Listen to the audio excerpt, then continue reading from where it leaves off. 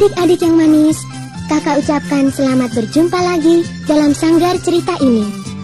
Tentunya adik-adik sudah rindu dengan cerita yang baru, bukan?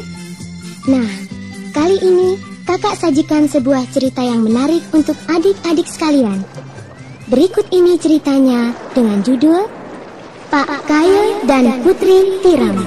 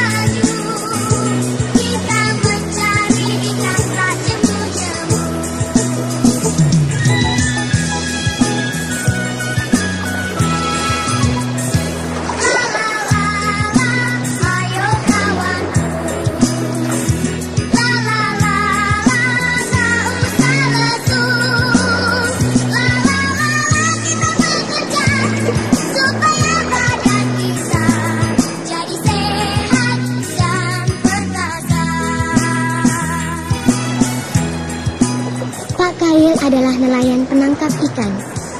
Ia tinggal bersama istrinya tidak jauh dari pantai di wilayah kerajaan Pasir Putih. Ikan-ikan hasil tangkapannya sebagian dimakan sendiri dan sebagian lagi dijual ke pasar. Tetapi tidak selamanya Pak Kail beruntung.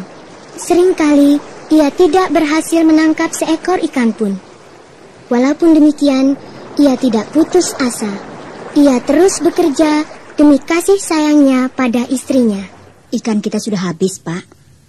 Apa yang akan kita makan? Kita juga sudah tidak punya beras. Jadi, kita sudah tidak punya persediaan sama sekali, Bu. Tinggal ikan sepotong. Itu pun tidak ada nasinya. Kalau begitu, aku harus segera ke laut untuk menjala ikan. Iya, Pak. Siapkan perahumu dan jalamu. Aku akan tetap bekerja keras sampai mendapat ikan yang banyak dan besar-besar. Oh iya, aku masih punya beberapa potong labu rebus sisa yang kemarin. Akan kubawa sebagai bekal dalam perjalananku, Bu. Iya, bawalah, Pak. Nah, aku akan segera berangkat, Bu.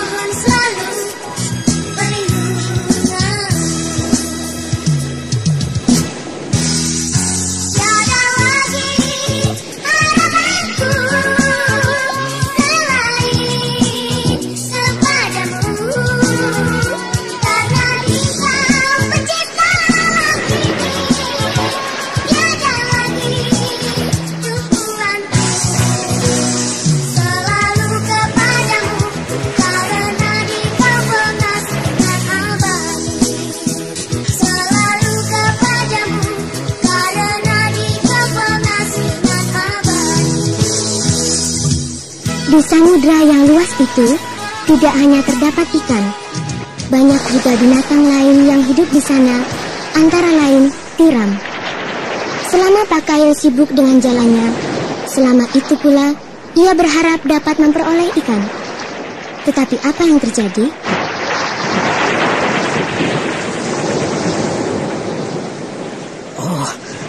kelihatannya ada hasil. Aku merasakan sesuatu dalam jalaku. Pasti seekor ikan yang besar. Oh, sebaiknya aku tarik dengan hati-hati.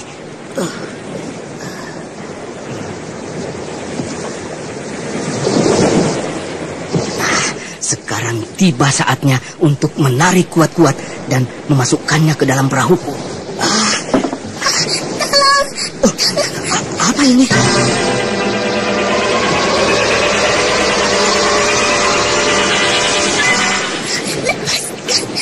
Seekor tiram yang besar. Iya, janganlah aku ditangkap. Hah? Oh, seorang putri yang sangat cantik, bergaun biru indah sekali. Siapakah kau? Aku Putri Tiram. Nama lengkapku Putri Tiram Biru. Kembalikan lagi aku ke dalam laut. Aku telah tersesat kemari, terpisah dari saudara-saudaraku. Ceburkan kembali aku ke dalam laut. Saudara-saudaraku pasti mencariku. Putri Tiram. Jangan ragu. Siapa namamu? Namaku Kail. Aku tahu kau sedang mencari ikan, bukan? Iya. Jika mencari ikan, jangan di sini. Aku bisa menunjukkan kepadamu di mana tempat yang banyak ikannya. Asal aku kau lepaskan dari jalamu dan biarkan aku bertemu kembali dengan saudara-saudaraku. Ternyata engkau seorang putri yang bersembunyi di dalam kulit tiram. Tolong lepaskan aku. Di mana saudara-saudaramu itu? Jauh dari sini. Mereka di dasar laut di tepi pantai yang penuh batu karang. Kenapa kau sampai tersesat kemari? Aku telah terbawa arus gelombang yang ganas. Kasihan. Aku tidak sengaja menangkapmu. Cepat, lepaskanlah aku. Iya, akan kulepaskan.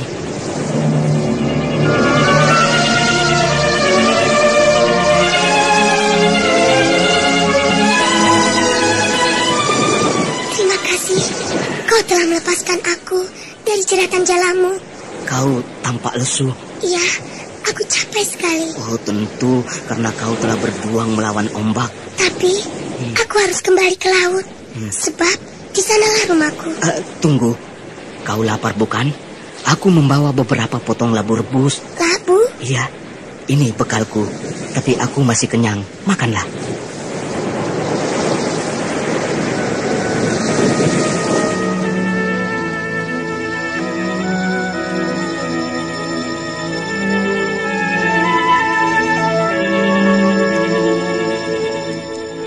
Apa yang ditangkap Pak Kail ternyata bukan ikan, melainkan tiram penghasil batu mutiara. Bahkan tiram besar yang di dalamnya terdapat seorang gadis remaja yang cantik rupawan. Namanya Putri Tiram Biru.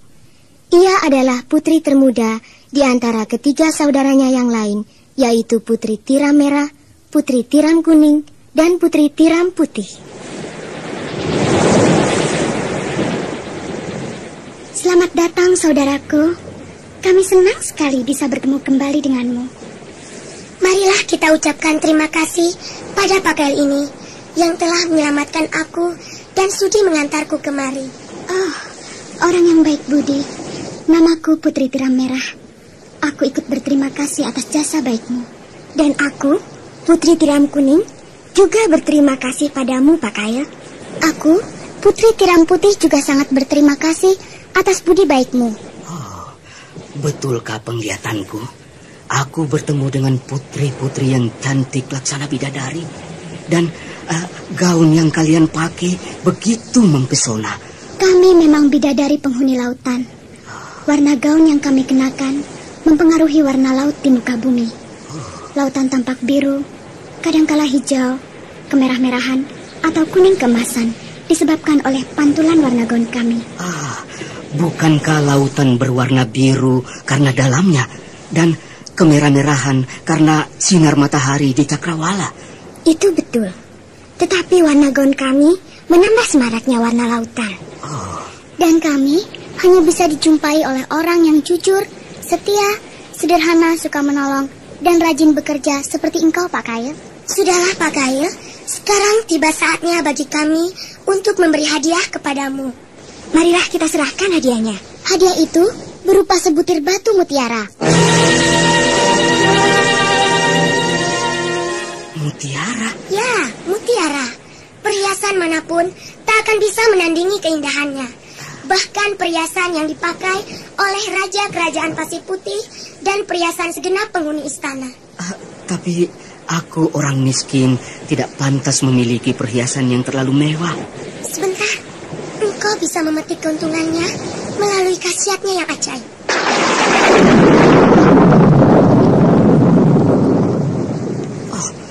Apa ini? Lihatlah, batu mutiara ini telah berubah menjadi seuntai kalung yang ajaib. Oh, dalam waktu singkat, batu mutiara ini telah berubah menjadi seuntai kalung yang memancarkan cahaya warna-warni. Apa khasiat kalung ini?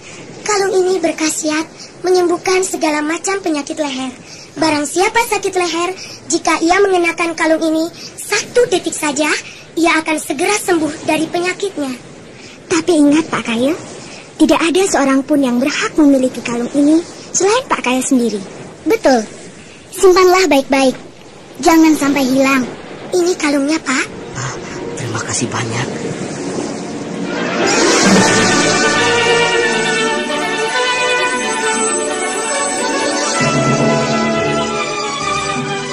Kemudian Pak Kail pulang dan menceritakan segala peristiwa yang dialaminya kepada istrinya.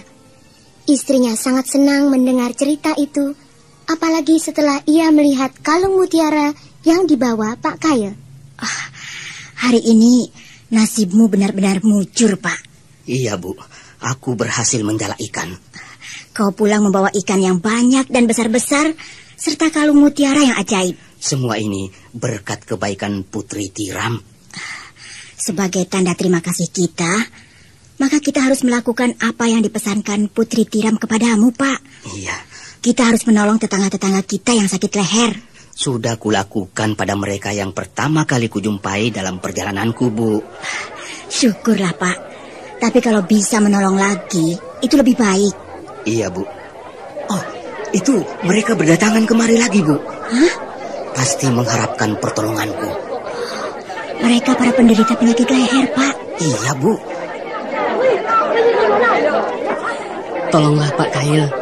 Kami dengar Bapak bisa menyembuhkan penyakit kami, Pak. Mendekatlah kemari, saudara-saudara. Saya akan menyembuhkan penyakit kalian. Sini, Pak. Lebih dekat lagi, Pak. Baik, Pak Kail. Oh, ini penyakit gondok namanya. Kenakanlah ke lehernya, Pak, kalung mutiara itu. Nah, pakailah kalung ini. Sebentar saja, Pak, ya.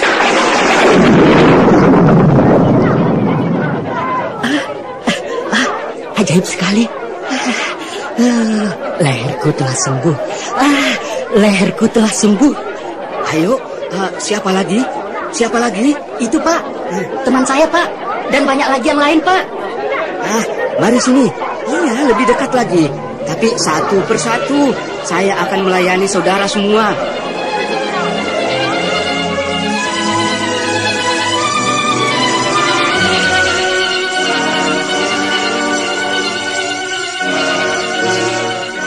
Banyak orang telah disembuhkan penyakitnya. Sampai-sampai Pak Kail kewalahan melayani mereka. Apalagi setelah berita tentang penyembuhan ini didengar oleh raja yang bertahta di istana kerajaan Pasir Putih. Kau harus segera menghadap ke istana. Raja membutuhkan bantuanmu. Baiklah, Tuan Pati. Saya akan segera menghadap. Tetapi sebelumnya, Paduka Raja ingin melihat seperti apa kalung mutiara itu. Jangan-jangan kalung itu perhiasan milik permaisuri. Bukan, Tuanku. Siapa tahu kau telah mencurinya. Oh, ampun, Tuanku. Kalung mutiara ini milik saya sendiri, Tuanku. Bagaimana mungkin orang yang miskin seperti saya berani mencuri perhiasan istana, Tuanku? Justru karena kau miskin. Tapi saya tidak suka melakukan perbuatan durhaka, Tuanku. Lekas serahkan kalung mutiara itu. Ampun, Tuanku. Paduka Raja tak akan sembuh dari penyakitnya kalau bukan saya sendiri yang membawa kalung mutiara ini ke istana, Tuanku. Kau jangan sekali-kali melawan kehendak Raja, ya. Begini, Tuan Pati. Sudahlah, Pak. Berikan saja kalung itu. Daripada nanti kau dihukum. Tidak. Kalau begitu, terserah kepadamu. Baiklah. Mari kita bersama-sama menghadap Paduka Raja di istana kerajaan Pasir Putih. Daulat Tuan Pati.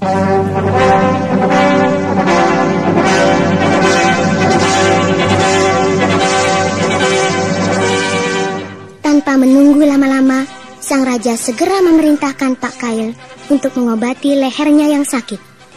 Memang, dalam waktu sekejap, setelah kalung mutiara itu dikenakan di leher sang raja, sembuhlah penyakitnya. Tetapi bagaimana selanjutnya? Melihat keajaiban kalung mutiara itu, timbullah nafsu sang raja untuk memilikinya. Oh, bagus, bagus. Sekarang penyakitku telah sembuh. Memang ajaib, ya mengagumkan. Iya, Paduka. Tetapi aku tidak percaya bahwa kalung mutiara ini adalah milikmu yang sah. Paduka? Sesungguhnya kalung mutiara ini adalah milikku. Apa maksud Paduka? Kembalikan kalung mutiara ini padaku. Jangan, Paduka. Kalung ini milik hamba. Oh, tidak mungkin. Kau orang melarat, tidak akan mampu punya perhiasan mewah seperti ini. Kalung ini sangat mahal harganya. Ampun, Paduka. Dari mana kau dapat kalung ini? Akuilah, kau telah mencuri barang ini dari dalam istana, bukan? Tidak, Paduka. Hamba bukan pencuri. Kalung itu pemberian Putri Tiram. Apa? Putri Tiram? Iya, benar, Paduka. Siapa itu Putri Tiram? Kau jangan mengada-ada ya. Di wilayah kerajaan ini tidak ada seorang pun yang bernama Putri Tiram. Hamba berjumpa dengannya di lautan, Paduka. Apa? Oh, kau berani menipu aku, huh? Tidak, Paduka. Hamba tidak suka menipu. Putri Tiram. Iya. Oh, kau jangan mereka-reka nama untuk menutupi kejahatan. Ampun, Paduka. Hamba mengatakan apa yang sebenarnya. Sudahlah. Patih, tangkap orang ini. Dia berani menipu aku. Siap, Paduka? Paduka, kembalikanlah kalung itu pada hamba. Oh, kalau begitu kau akan dipenjarakan. Iya, hamba bersedia dipenjara kalau Paduka Raja bisa membuktikan bahwa kalung mutiara itu benar-benar milik Paduka. Oh, kau minta bukti?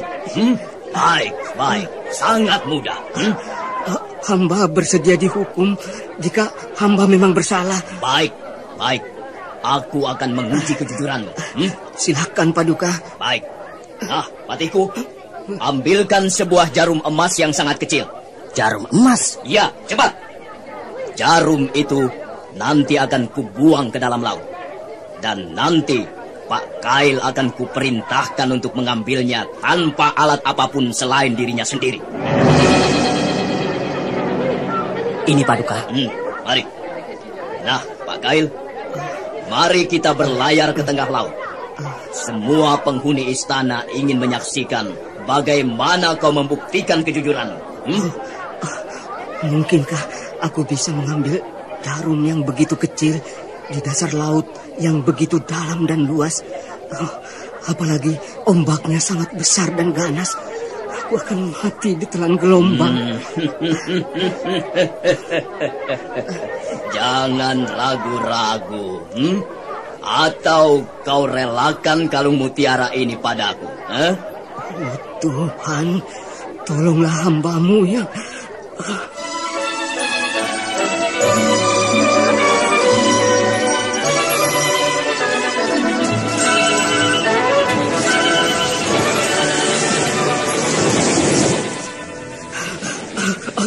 Aduh, mati aku. Jarum itu tidak kelihatan. Dan nafasku sudah habis. Ampun, tolong aku, Putri Tiram. Ayo, Pak Kail, menyelamlah lagi. Jangan berenang di permukaan saja.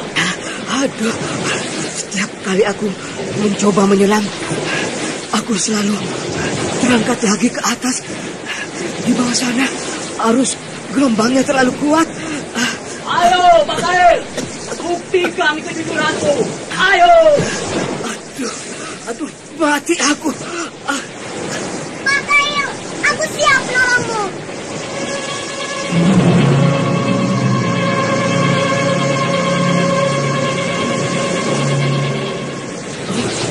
Putri Tiram.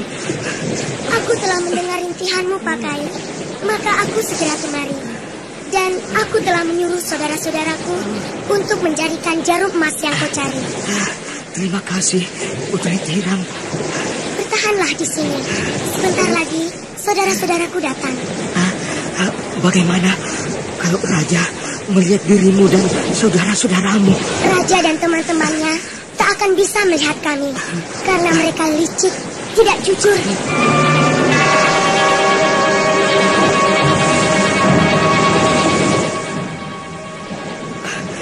Dari mana kau bisa mendengar kesulitanku ini? Setiap ada perahu yang lewat kemari, aku selalu muncul ke permukaan. Begitu pula saudara-saudaraku. Kami akan menenggelamkan perahu milik orang-orang yang tidak jujur dan serakah. Sebaliknya, jika mereka orang-orang baik, kami akan siap menolong mereka. Ini Pak Kail, jarum emas yang kau cari. Terima kasih, Putri Tiram Merah. Lekaslah berenang ke perahu sang raja yang tamak itu, dan serahkanlah jarum emas ini kepadanya. Ya, engkau mengerti kesulitanku, Putri Tiram Kuning. Kami sudah menduga engkau akan mengalami kesulitan karena engkau memiliki kalung mutiara itu. Benar, Putri Tiram Merah. Tetapi siapapun tidak berhak merebut harta yang bukan miliknya. Lalu bagaimana kalung mutiara itu kini di tangan sang raja? Memang, harta yang berharga selalu menjadi bahan rebutan. Tetapi, siapa yang ingin memperolehnya secara tidak jujur, ia akan celaka. Iya, Tiram Putih.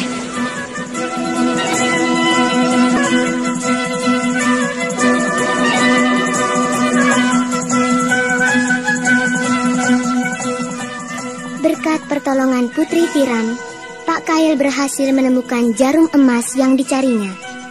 Tetapi ketika jarum emas itu diserahkan kepada sang raja menolak. Oh, Pak Kail, kau tidak berhak memiliki kalung mutiara ini. Itu milik hamba Paduka? Tidak. Sebagai gantinya, ambillah jarum emas itu. Berikan pada istrimu. Dia pasti sangat senang. Bagaimana ini? Mengapa aku tidak boleh? Jangan takut, Pak Kail. Oh, siapa itu? Putri Tiram. Aku datang untuk menolongmu. Aku hanya mendengar suaranya, tapi tidak kulihat wujudnya. Kembalikanlah kalung mutiara itu kepada yang berhak memilikinya. Paduka Raja, siapa gerangan yang berbicara itu?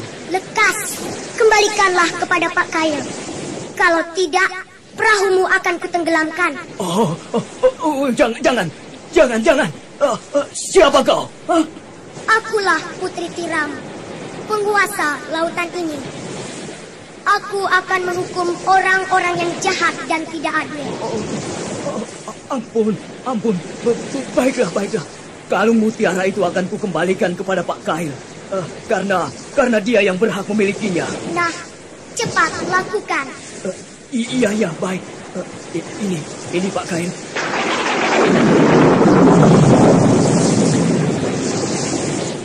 Oh, terima kasih. Nah, pulanglah Pak Kail.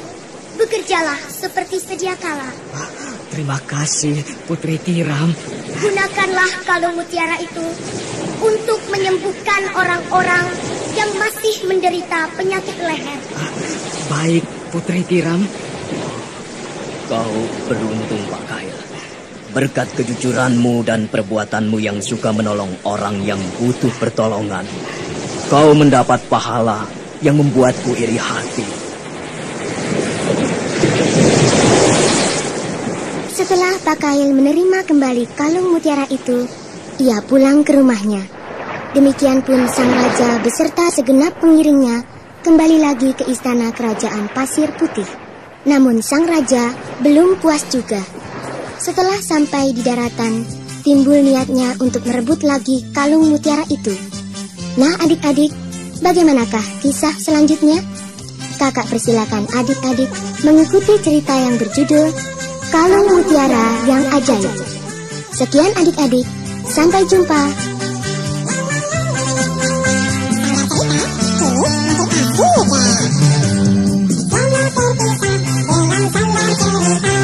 Dalam kisah lagu dan cerita, kita bersuara